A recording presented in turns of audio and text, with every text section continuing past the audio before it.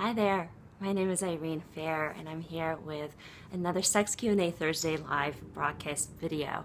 I've created this feature to answer your questions about sex, sexuality, intimacy, and have more of these honest, raw, deep conversations about some of the topics that are really important to us that we are often scared to talk about. So I am going to be broadcasting every Thursday at 10:30 a.m. Pacific time with these Sex Q&A Thursdays. So I'm excited you're going to be joining me. And in case you don't know me, I'm Irene Fehr. I'm a sex coach and women's sexuality coach. And I specifically work with women around women's issues around orgasm and sexuality and intimacy to help women and men who love those women to have deeper intimacy and to have more fulfilling sex lives.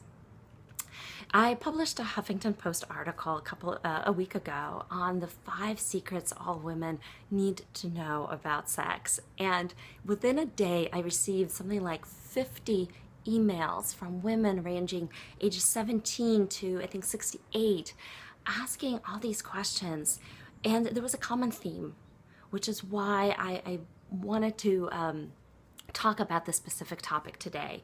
And the common theme was asking, like, am I broken? Is something wrong with me if I cannot orgasm from intercourse?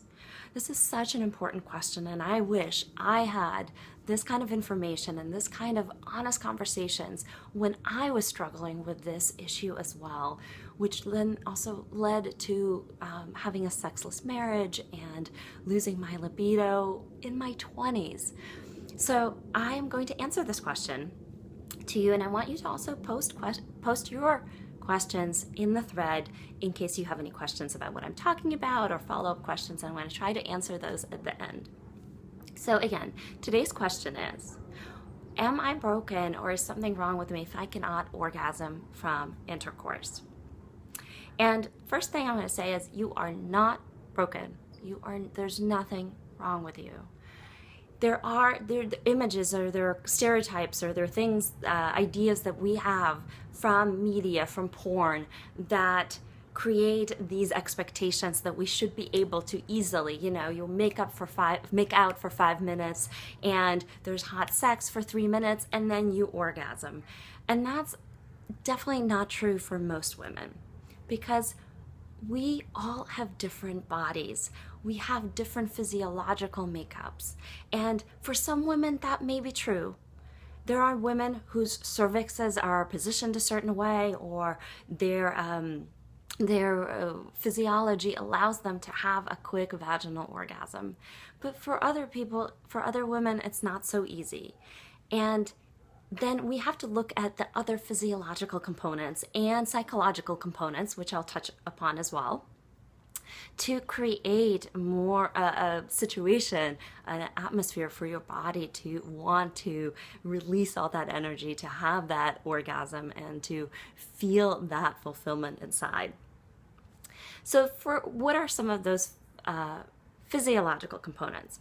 Well, the first one is that orgasm is like a sneeze. It's an involuntary reaction that our body has. And especially for us women, because our physiology is inside and we cannot access it fully, there has to be a lot of buildup of sexual energy and specifically stimulation.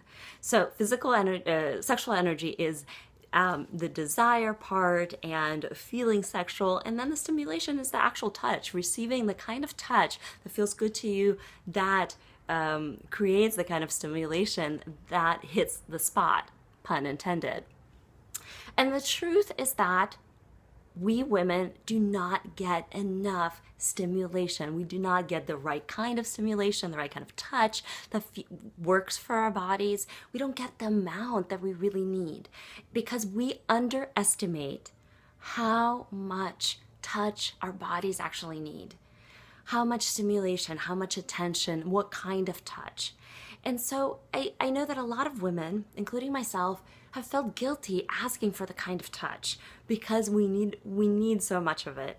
And a lot of women rush into penetration, intercourse sex often too early, before our bodies are asking for it, before they're ready to overflow with energy, like a sneeze, overflow with that release.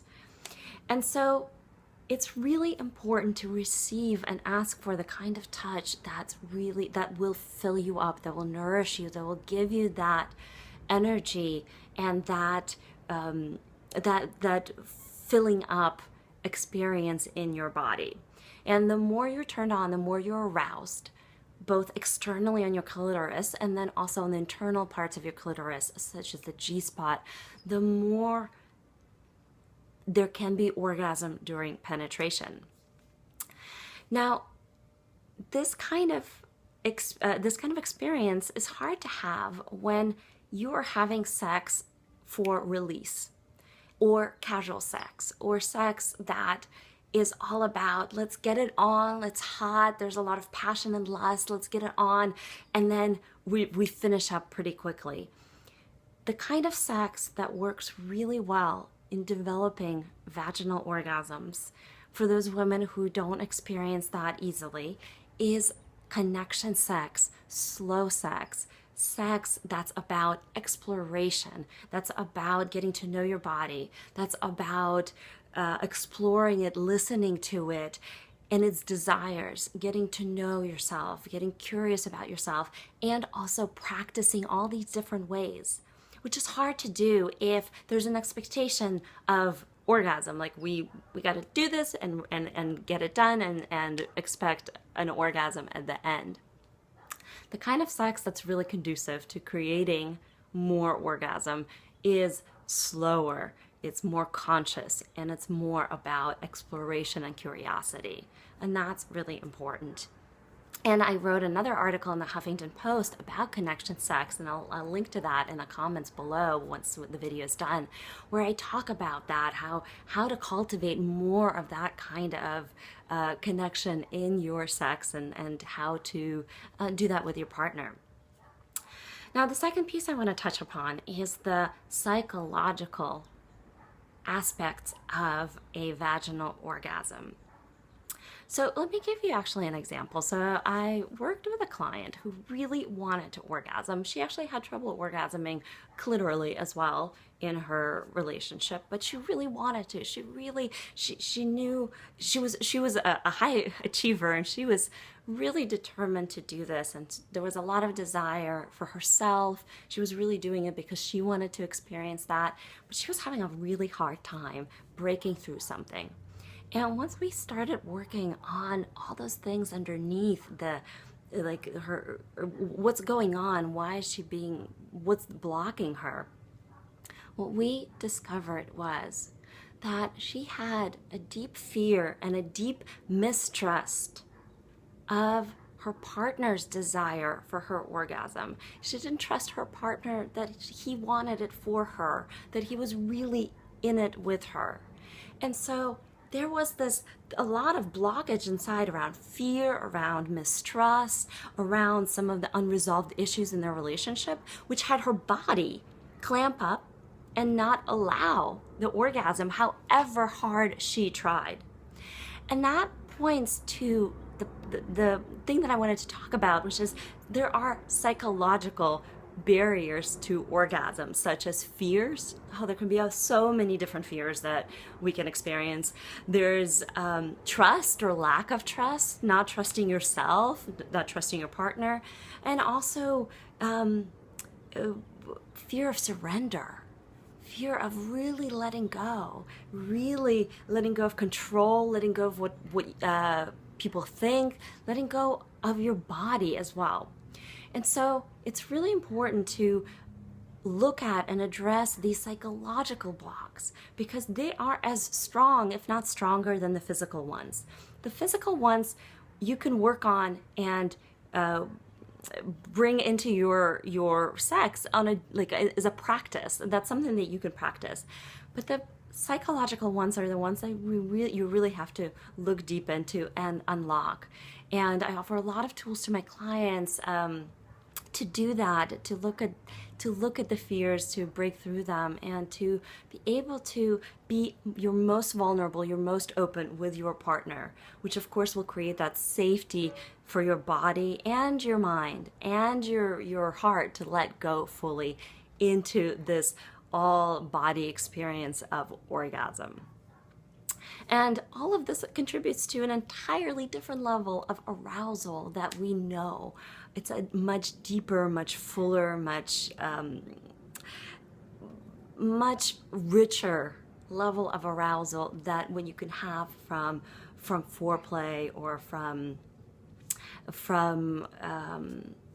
different positions or things like that.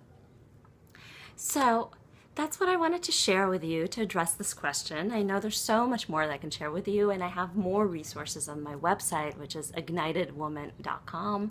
And I'd love to hear your questions in the follow-up thread to this live message, and you can send me messages, continue to send me emails. I know so many people from Facebook have sent me direct messages. So I'm here to answer your questions and to give you the tools, to give you some of the information about the topics that are important to you as a woman and to the men who are supporting us, who are listening to this broadcast as well. And thanks so much for joining, and I'd love to hear from you, and I'd love to answer more questions. Bye.